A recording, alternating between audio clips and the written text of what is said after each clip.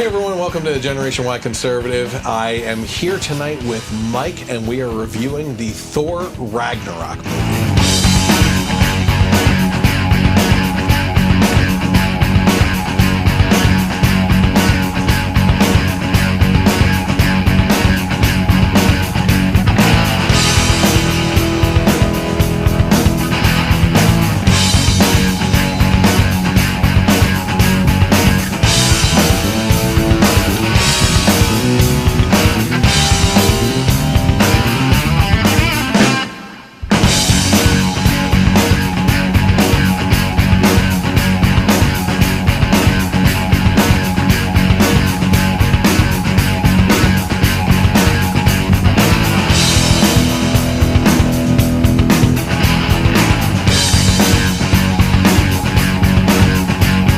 So we just saw Thor this week and wanted to give a review on it. We happen to be big Marvel fans and everything, and just kind of swimming around in that universe. Mm-hmm. So we're actually going to have a pretty good review on this and go over things as fast as possible. But let's jump right into it and go over the character. So obviously it's Thor's movie, even though it is kind of a joint movie. Sure. But what did you think of Thor's character in this movie? I thought it was really great. They kind of took him in a new direction, right? A more comedic direction. Yeah. And I think it's something that's really helped with his movies, because we've kind of talked about how his might be the weakest of the whole cinematic universe. Although I thought the first one was good, but I could see where in the hierarchy it's not as good as the other ones. Yeah.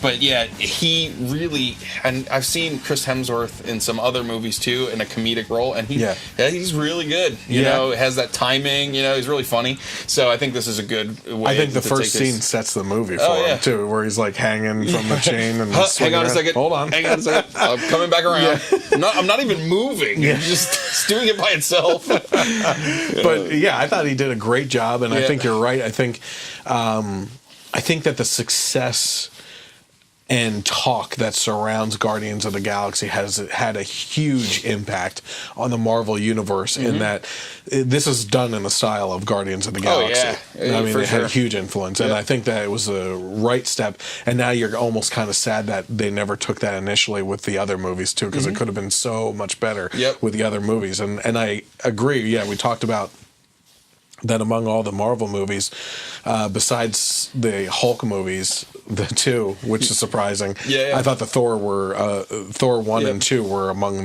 my least favorite. I put this near the top. Like all these Marvel movies, I keep on giving great reviews because they're just getting better and better. They keep on figuring out the perfect formulas for them. You know? So Loki was in this one. Surprise! Loki was a punching bag for the movie, I think. You know, he was just like the punchline. So. Yeah, and he's really straddling that line like normal, where is he a good guy? Is he helping? Does he have something up his sleeve? Which he probably does, you know? So they do a good job with him, too. I read in another review that the best way to view him was that he has all this power now, and it's not what he thought it would be, you know? And now he realized that he's done that at the expense of his relationship with his brother, who up until this point has given him chance after chance after chance, and always loved him and believed him and everything. And then he's looking for Thor to give him support in this one. Thor's like, I'm done with you. Like, I've given you so many chances, and you can see it emotionally affect Loki in this one. And I think that's why he comes around, because it seems like he has his stuff together. And that could always change. Yeah, but you still never know. You know, he's the god of mischief. So, let's jump to Mark Ruffalo. Yeah, Mark Ruffalo. Okay, as the Hulk. What were your thoughts on his? I thought he was great. I mean, I love the Hulk. I think he's been good in all the movies, but this one kind of he's more expressive in this one, and we kind of talked a little bit after the movie, kind of about what you thought of that. You know, I'll say that then. Yeah, I didn't really. Well, what did you think? You know what's weird is in all the Avenger movies and everything, Mark Ruffalo comes off as a very is, yes, a very nerdy guy, but very scientifically motivated and very smart. Yeah. You know, in this one, he came off very, in Bruce Banner at least, very puny and weak and wimpy and nerdy in like a scared kind of kid way. I get it, though. You and I had a fight recently. Did I win? No, I won, easily. Doesn't sound right. Well, it's true. And I like that because if you kind of think about it, he was trapped, unknowingly trapped inside the Hulk for about 2 years. So he kind of, when he came out of it, he kind of had this like, I feel like it was almost like kind of like a mental and physical atrophy, you know, like what's going on? I'm on another planet. Yeah. What, you know, how am I not supposed to freak out? If I do freak out, like he's coming into it like I've been gone for 2 years, which is weird. And then he's feeling like if he freaks out again and turns into the Hulk, he might never come back. And he's in an environment where it's super easy for that to happen. I see what you're saying about him being different in this movie, but I totally get it. Like, I feel like it works in the story, you know, of his, like, what, you know, and... So my other observation, though, was in regards to the Hulk character, which was really funny and everything, but I felt like, as I was watching it, I was a little taken aback by the fact that we have some friends that are have Down syndrome at our church and everything, and it seems like the mannerisms of the Hulk, in how he talks and grammar wise and reacts to things as the Hulk when he's not trying to destroy things, though, is very reminiscent of what I see in those with Down syndrome. Don't kick stuff! You bad friend! Look, you're Tiny Avenger! Yes! No. It's okay. I know, I'm sorry, I just get so angry all the time. Always angry. And I don't want that to come off offensive at all, but it actually kind of makes sense in the sense that you're dealing with an adult that hasn't progressed or matured properly past a certain age, which is kind of one of the symptoms of Down syndrome, and like this, like flying off the hinge at like certain things and throwing like a table across the room and everything. Obviously, with superhuman strength. But the childish nature of being angry at certain things and kind of explaining things in very down to, you know, childish language. It just really reminded me of that, and I don't find that offensive at all, but I found it interesting that they went that route. If you just get into a good conversation with someone that has Down syndrome, and then you watch that scene in Hulk's bedroom on that planet, you can clearly see it. I think. Yeah, I hadn't thought of it that way. But I can see where it would kind of like link together. Because the way I kind of saw it was, okay, he's been the Hulk for 2 years, so he's kind of been like growing and maturing in that time. So he's basically like a 2-year-old, a 2 or 3-year-old, right? But he's huge and he's muscular and he's like looks like a grown up. So and is very strong, you know. So I kind of see, but I always just kind of thought like, oh man, it's like the Hulk's a 3-year-old. You know, he has like the mind of a 3-year-old. You know, so The other main character is obviously the villain of the movie, Hela. Right, Cate Blanchett. I know it's weird, but I thought she looked great. Oh my god, I was about to say the same exact thing. She looked awesome. I don't think I've ever seen her look this good in a movie. Like bad and sexy at the same time. It was pretty. It was interesting, and I thought it was really cool how they did the headdress thing. When she like fixed her hair, becomes the horns and everything. It was really neat. Helmet. But just her mannerisms and how she's like. She's almost drunk on the power that she gets from Asgard, right? And it's just really interesting. I was a little sad to see Odin's character the way he was, and we won't spoil it for those who haven't seen the movie, but I was a little upset that it was so toned down for him. You know, I think also when you get a lot of these like upper echelon actors, especially up there in age. They're kind of they've done a few Thor movies. Now they're kind of looking for their exit, to get out of the franchise, because they've seen they probably, when they did the first Thor movie, he's like, man, I didn't think this character would be going for 10 years, God knows how long. Yeah. So it's like, all right, I'm ready to peace out. But obviously, it's Anthony Hopkins that played that. So some of the supporting characters, there's so many good supporting characters in this. This is, like I said, it's literally like a Guardians of the Galaxy movie. Yeah. You know, I think our favorite, in the whole movie was by far Korg. Right? Yep. Made of rocks, as you can see, but don't let that intimidate you. You don't need to be afraid unless you're made of scissors. The Cronin warrior that was one of the gladiators on Sakaar, voiced by the director Taika Waititi. And this New Zealand accent, super funny, super laid back. Yeah. Hey guys, it's just a big circle. This whole thing is a circle, but not a real circle, more like a freaky circle. He was so funny. He had the best bits in it. Yeah. Like he literally had everyone in the theater cracking up, laughing at so many parts. And he had that perfect amount of screen time where, like, you want more, but if it was overdone, then you'd be like, all right, let's get it. But he was so awesome. Yeah, and I don't even want to ruin any more of what he says, because it's just too good to watch. Yeah. And my other favorite supporting character, Jeff Goldblum. On any other world, I'd be like millions of years old, but here on Sakaar, oh yeah, the Grandmaster. Yep. He's perfect for the role. Yeah. I mean, he has the quirks of Goldblumisms, and just his opening scene where he's like in the chair and he's like, "Push me closer," and he's kind of like he's like dancing in the chair. I mean, you and I started cracking up. I think we may have been the only ones laughing when Valkyrie touches his face, and he was just like, "Yeah." Oh, okay. Okay, so do you have anything more to say? From Asperg, Asstown? Yeah. is he any kind of a fighter? You take this thing out of my neck and I'll show you. Oh, listen to that. He's threatening me. Hey, Sparkles, here's the deal.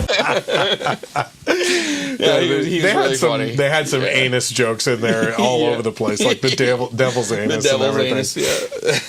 I don't want to head into that. So Valkyrie. Yeah. I think we're looking at a new Marvel Universe staple character. Yeah, for sure. And well worth it, too. I think another sexy character, I gotta say. And a cool backstory of an Asgardian warrior from this group. That originally fought Hela. Yeah. It's about time there's an all-woman group. She was really cool. Tessa Thompson is her name. She's in other things I don't know specifically what. Yeah, I've seen her before, but I don't remember off the top of my head. We also had Carl Urban as Scourge. Yeah. So it was just an interesting character. Yeah, he was funny. Put it that way. He was funny. He had some funny parts, but he was also a conflicting character. Yeah, you totally saw like he was just about survival, self-preservation. Like you could die, but you saw the guilt in his eyes at every horrific thing that she did. He was kind of going along with it because he didn't want to get obliterated, but he was like, man, this is wrong. And then so. Apparently very true to his comics character as well. Yeah, actually in the comics he had those two machine guns. Yeah, the two machine guns, and also, basically a bad guy, but has his moments of good guyness, like Loki. Yep. So.